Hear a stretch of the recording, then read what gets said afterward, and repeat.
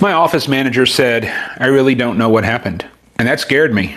And that scared me more than anything else about that day. Not because she did something wrong, and not because she didn't know something, and not because she was being dismissive, because she wasn't. She's a very good employee.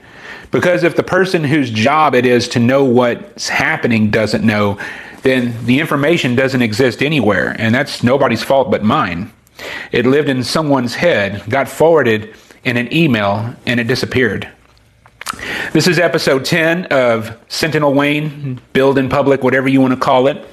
And we're still in the middle of the rebuild. And I thought this was going to take 6 months, but I think this is going to take a lot longer. Today I want to show you what that actually looks like. 3 days ago, I had a woman named Virginia Foster send us an email. And I want to describe this lead to you because it matters. She and her husband are buying a home. They're closing June 30th. Their auto policy renews June 15th. She came to us asking for bundled quotes on homeowners, flood, and auto. And I still don't think we got the flood out yet. But anyway, and she didn't just send a name and a phone number. She actually sent a full intake. She sent us everything we needed except for VIN numbers. Both drivers' license numbers in the states, their address, the current address, the home they're buying, both vehicles, year model, coverage preferences, specific liability limits she wanted on the auto, specific requests for the homeowner's replacement cost estimate, wind-driven rain, mold coverage, admitted carriers only. It's like she was in the industry and she needed some insurance is what it felt like. This is what we teach people to send us. And she did it without being asked. She gave us everything we needed to work before even talking to anyone. That's the type of customer we like. And she sat for 3 days without hearing from us.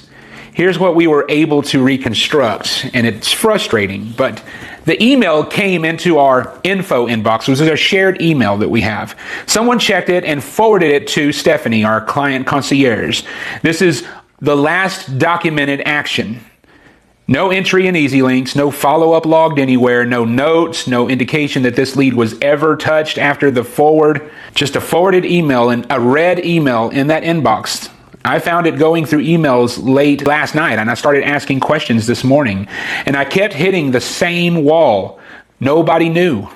People were frustrated with me, but I was frustrated with them. It wasn't doing any of us any good. Stephanie was off today. Rebecca is off today. They're both at the same wedding. And when I tried to piece together what happened to this lead, the person who runs my office said 4 words that I'm not going to forget.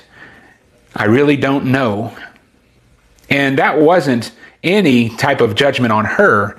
And that wasn't the only thing happening this morning. We had some other issues too that normally nobody else handles but my office manager. Rebecca had tried to mobile deposit a check earlier this week. The bank rejected it, not because the check was bad, but because of how it was endorsed. It needed a specific phrase on that endorsement on the back of the check, and it wasn't there. And this was the first we'd heard about it. That check is the difference between making payroll and not making payroll. We don't have a $10,000 cash floor yet. So we had to move money around to cover it, which created a problem somewhere else. So at 11 in the morning today, I'm managing a 3-day-old, uncontacted, qualified lead. Don't even have to do a fit assessment test. We know she's qualified. A payroll gap and 2 critical staff members who were both out at the same time, at the same place. This is the rebuild, not the clean version. This is the part nobody wants to show. This is the real version of what's happening. And I'm going to share with you the good and the bad and the ugly. I want to talk about why that sentence, "I really don't know what happened," scared me the way it did. Because the dramatic failures aren't the most dangerous ones. A system that crashes tells you it crashed. A fire alarm goes off. The most dangerous operational failure is the one nobody notices. A lead that came in, got touched once, and then quietly disappeared. No alarm, no flag, no notification, just silence. Virginia Foster didn't call back frustrated, thankfully. She was patient.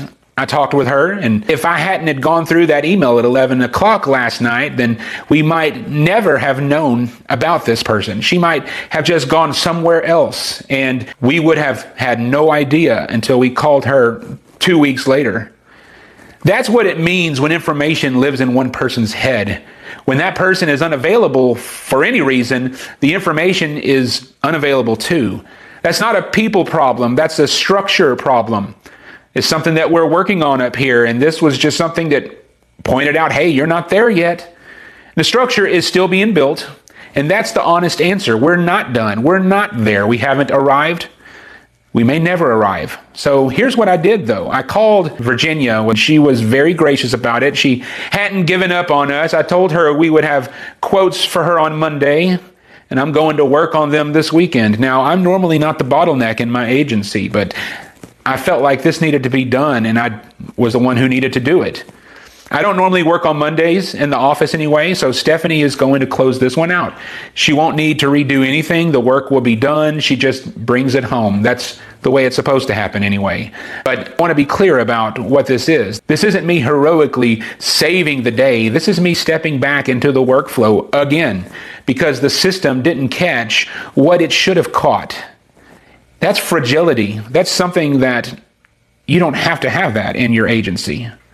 If you watched episode 6, this is the same pattern. I became the safety net instead of the system being the safety net. And I want to say something directly about why I'm filming this today while it's still happening. I could wait until Monday, film it after Stephanie closes the deal, tell you the story with a clean ending. That would make us look competent. That would make us look good because we have pretty high close ratios. But that's not the channel I'm building. The whole point is that you're watching the rebuild happen in real time. And this what a real rebuild looks like on a random Tuesday in June. 2 people at a wedding, a lead that fell through a really huge gap, a check that's holding payroll hostage, an owner working quotes on a Saturday. It reminds me of that time that Bradley Flowers said, and he was taking calls at Disney World. I don't want to go back to that. And then the more honest I am about where we are right now, the more meaningful it's going to be when we come out the other end. But we're not there yet. I'll update you on Virginia Foster next week. I'll tell you what the quotes looked like, whether we closed it, and what we're putting in place so this specific incident, this specific gap doesn't happen again. Subscribe and turn on notifications. Every episode connects to the last. This one connects to all of them. The scariest operational failure is the one nobody notices. Build systems that notice for you.